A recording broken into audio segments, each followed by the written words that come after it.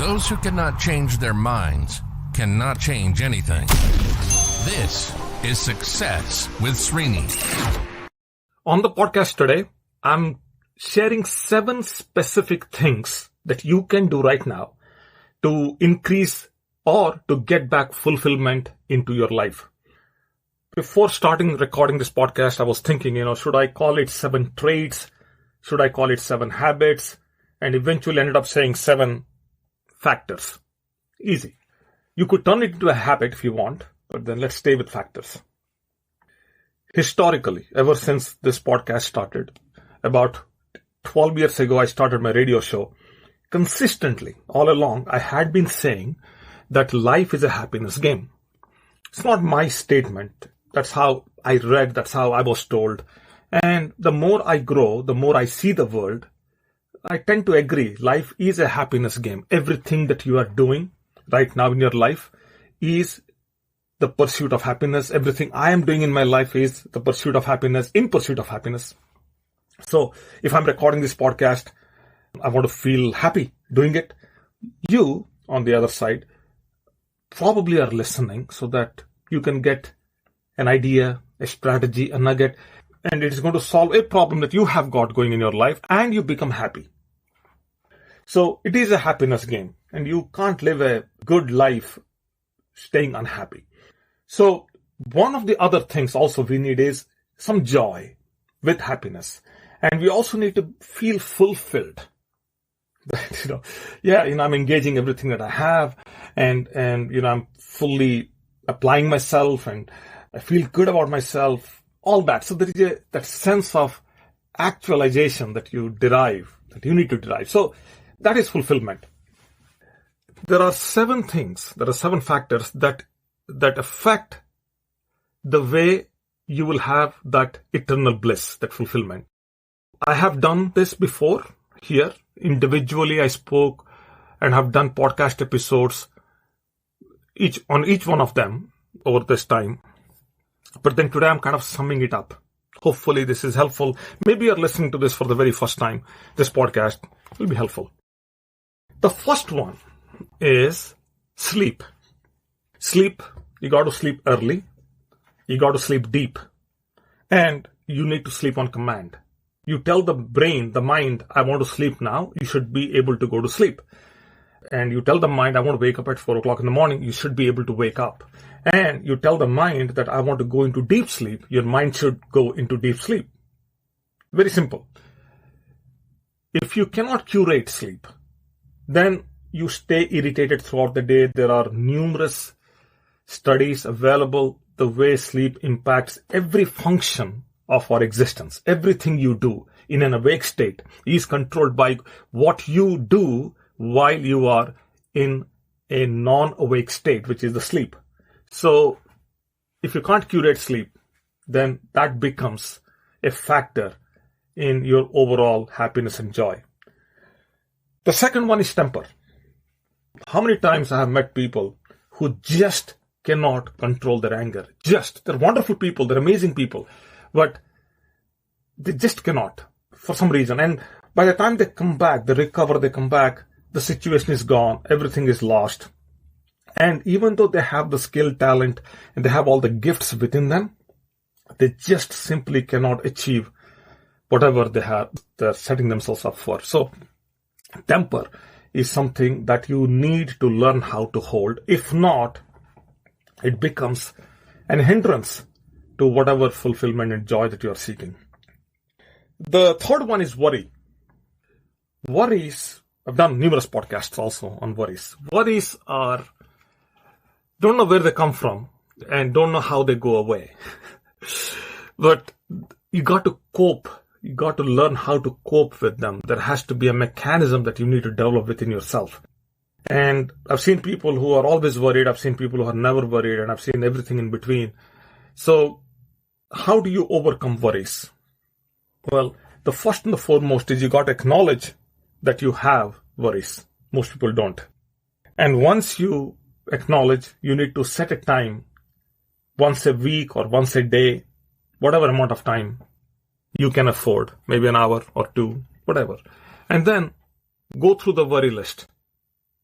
kind of think about those worry lists, talk them out to your friend, your partner, whatever, and just in that time slot only. So Monday 9 p.m., you need to discuss all your worries, do it for an hour, but be done with it. Once you're done thinking about your worries, you got to forget them for a whole week or for a whole day, whichever way you want to work it out. So this is the coping mechanism. There are different other mechanisms available, but this is something that I do. And this is how I did. Eventually, there came a point where I was feeling uncomfortable setting a time and thinking about my worries. I completely let them go. You can try some mindfulness, you can try some therapy and all that for worries, but that is not a necessity. You could do this very effectively and it works. 9 out of 10 times, this process works. Then you got to laugh. You don't laugh. You don't make laughing as an exercise. Then you'll have trouble attaining fulfillment, overall fulfillment. And interestingly, even if you do not laugh, laughing is a learned skill. Anybody can learn how to laugh. And there are many different ways you can stimulate yourself to laugh. You should watch a movie, go to a comedy show, or get together with friends. These days people do, laughter therapy. Bunch of people get together, bunch of friends get together, and they just laugh. It's as I'm saying this, I'm laughing. So if you have trouble laughing, then that means you are fostering some kind of possibility in you that's not going to take you, or that will become a hindrance for you. A hindrance that you are fostering within you that's going to stop you from attaining the success or the fulfillment you're seeking. Then comes eating. Eating, health. You got to eat right. You got to eat on a timely manner. So 3 things to it. You got to eat it on time. You eat whatever you want to eat on time. You got to eat the right quantity, and you got to make sure that whatever you're eating, there is quality. So time, quantity, and quality. So you can't eat more than what you are burning. So you measure your intake, you measure your burn and all that. So food is a major mood modifier. Food is an important part of our system.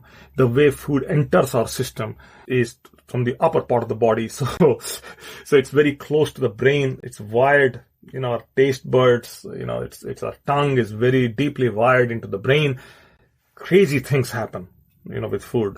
So food is the most difficult habit to overcome. So if you're eating sugar, you're eating salt, you're addicted to, something that has an element of taste involved, it's very difficult to get rid of. So, got to be careful. And eventually, if you don't get control of this, then you'll not have the fulfillment that you're seeking.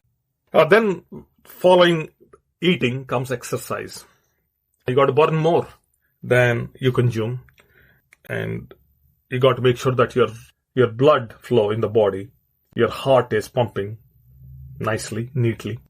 And then if you exercise, you work out, you are naturally creating the happiness hormones in your body. So the endorphins, it's a wonderful feeling every time you go work out. And you got to do it right. It's just not like fake exercise. People just go spend hours together getting no results. It doesn't work that way. But you got to really be effective with it. And the last one is love. Okay? People who love people typically have a good life. So if you hate people, you're going to have trouble. And that trouble is completely inside of you. So you got to love people. And then if possible, and if you believe, then love your God or your higher power, whatever you believe in. So sleep, temper, worry, laughter, diet, exercise, and love. These are a few things. When these are carefully curated or carefully addressed and practiced and given importance and given focus and taken in the right way, they will accelerate your joy, happiness, and will make sure that you attain that fulfillment that you are seeking. Very simple. Very simple. While I was thinking about recording today's podcast, an idea crossed my mind, because a while ago somebody asked me this question and I forgot to answer them, which was, Srini, what are some of the roadblocks to success? So what I've decided to do is I'll come here tomorrow and talk about some roadblocks not a lot, some that I experienced myself, and some that I've seen people experience over and over again. Very limited, just 2 or 3, maybe 4, not more. In fact, 4 of them, not more. So we'll talk about that tomorrow. But these are the factors that I want you to be aware. I want you to be awakened about. Spend some time, learn all this if you can, because these things, there's a lot of material available. It's not like you need to go to an expert to learn these things. These are common, available everywhere. They're common things, nothing significant about what I just talked about, all these 7 factors. Okay, that's all for now. Wherever you are, be safe, and I'll be talking to you as early as tomorrow. Thank you. Stay tuned.